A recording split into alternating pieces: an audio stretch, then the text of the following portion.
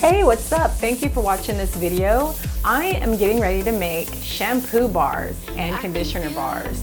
Something I've always wanted to make, and this is going to be handmade, small batch, handcrafted, cold press, zero waste.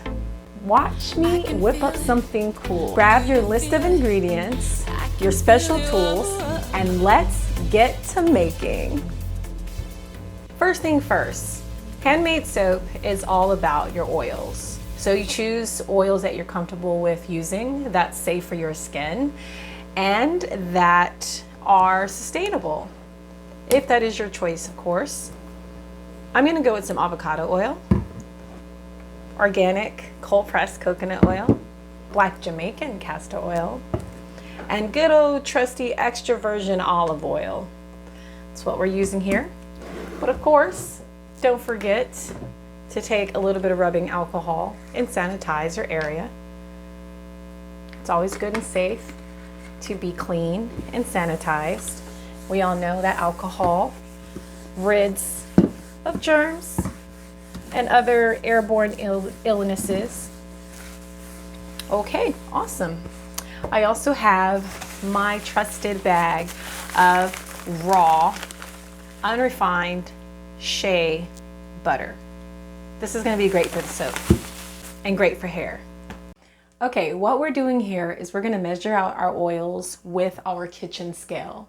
And then next, we're going to combine the oils into a warm pan.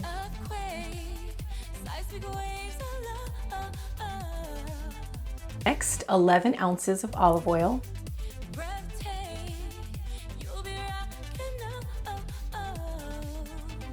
Now I'm going to spoon out 2 ounces of shea butter.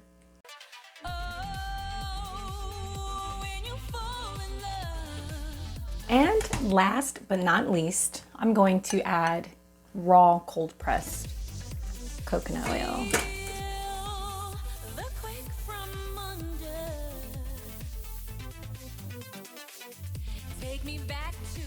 We're going to start out with our goat's milk. And like I said, it's slushy, it's a little frozen. It's okay, so we're right at 4. Alkaline water, we're right at 12.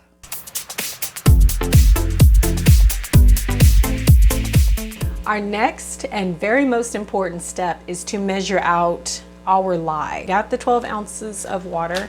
Now we're gonna do 4 ounces of lye, and we're gonna mix the two. And a funny, strange reaction happens where it warms up to astronomical temperatures. So it's important that safety gloves, long sleeve, cool looking eyewear to protect your eyes just in case something snaps, crackles, and pops, and a mask. That way you don't inhale the fumes. Are we ready to go or what? Let's get started. We are now getting ready to take our lye outside. I think it's safer that way, though you may have irrigation in your house or you may have like a vent hood or fan. I still think it's better to go outside so that the fumes can escape. Hey friends, at this stage we're allowing the lye to cool down, about 20 minutes. I like to cover it over the top because it does let off a fume, so you leave it out for a little while outside covered, and then you bring it and transfer it into the freezer, also covered. I do have a thermometer. Just stick it in. It tells you what temperature that you're working with. So it started out about 200 degrees and now I finally got it down to about 105, which is perfect. I'm gonna let it get down a little lower. And my oil is about 140. So the key is to get these two temperatures around the same, no more than 10 degrees off. While those cool and settle down, I have my molds that I'm gonna use right here for my shampoo bar. And I believe I'm gonna add dragon fruit powder for a beautiful color. I'm not gonna give away my scent. Really have been working with some really cool ones. Of course, they are plant-based, organic. And I will tell you 2 of them at least. One is peppermint, the other one is jasmine. I've lined my counters with parchment paper just in case. Cleaning up is gonna be easy. I also decided I'm gonna add a little bit of honey because honey is amazing for the hair. Our hair loves sugar, okay? It seals the ends, it cleanses the scalp, and it also provides those wonderful nutrients. Who would have thought that bees had so much to give to us? And we're so thankful to have this wonderful sweet sugar. I'm gonna use a tablespoon of that. I have my temperature down to about 98 and my lye is looking like it's at 99. And we are ready to mix up this lye. All right, we're just gonna go ahead and pour it all in. I'm just gonna use that until it's all down the hatch.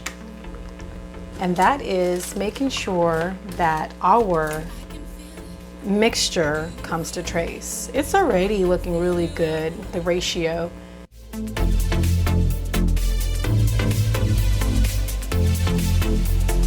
Lovely. So I'm gonna stop there and I'm gonna add my scent profile, which is about 0.18 of an ounce. And I'm gonna add my other couple ingredients because I do like healthy benefits of peppermint in my shampoo. I love peppermint in my shampoo. Just gives that tingling sensation, it's invigorating, all those wonderful aromatics just make you feel divine. And there we go, about 10 drops of those each. So I will continue to blend with the stick blender to achieve that beautiful texture and what we call trace.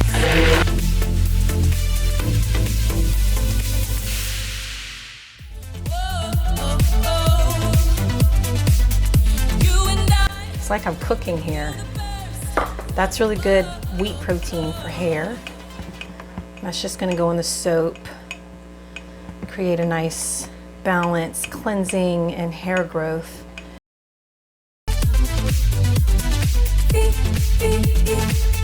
The quick from under.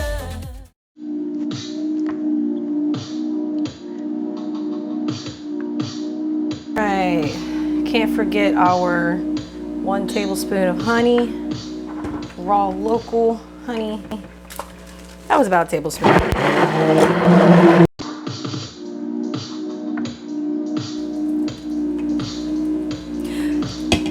We've made trace. Nice. Looks like we're ready for our next step.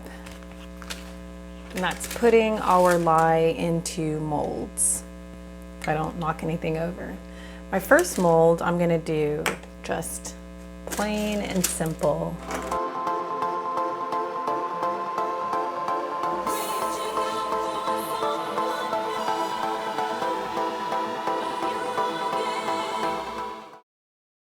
Yogurt to this one, mix that in. Okay, and I still have to blend that in.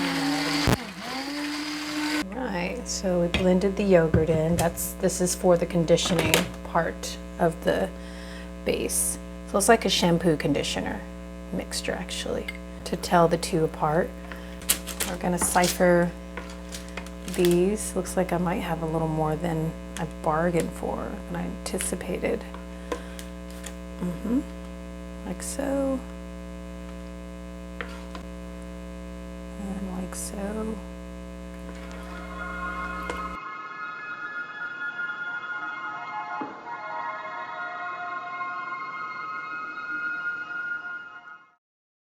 At our final stages, which I am working my dragon fruit powder into the mix to create some cool aesthetics. And then I'm probably going to add a little bit of roses too to differentiate which ones are which. These were my two main batches. This is my shampoo bar and this is my conditioner bar. This bar over here is just extra shampoo bar. So I have a lot to work with. I'm going to use a cool, it's like a skewer. Easy to mix in the dragon fruit powder and create some swirls and decorations. And that's gonna be it, folks. I'm gonna let this sit in its mold for 24 hours take it out tomorrow and let it cure for about 4 to 6 weeks. Thank you for watching and joining me on my shampoo bar and conditioner bar journey. As always, stay cute, stay friendly, stay homemade, stay sexy. Hello friends, we are back. It is now 24 hours and I'm ready to unmold my soap. During that 24 hours, I made sure that I covered my soap mold to insulate the mold with parchment paper. Parchment paper is your friend. It keeps you from getting things messy and dirty, and it's a good way to insulate your soaps. I have these cookie trays, cookie sheets, and they each have their own, so that way I can differentiate which is which. Use of these very handy plastic buckets will make sure that they stay insulated, dirt and germ free, as they're able to cure for the next 3 to 6 weeks. Oh my gosh, these smell amazing, you guys. Amazing. Oh, this is beautiful. I don't know if you can see that. It's a bit flower clovey looking. I'm going to take the old parchment paper and I'm going to place them right back in, this time face up. Wow, these smell divine.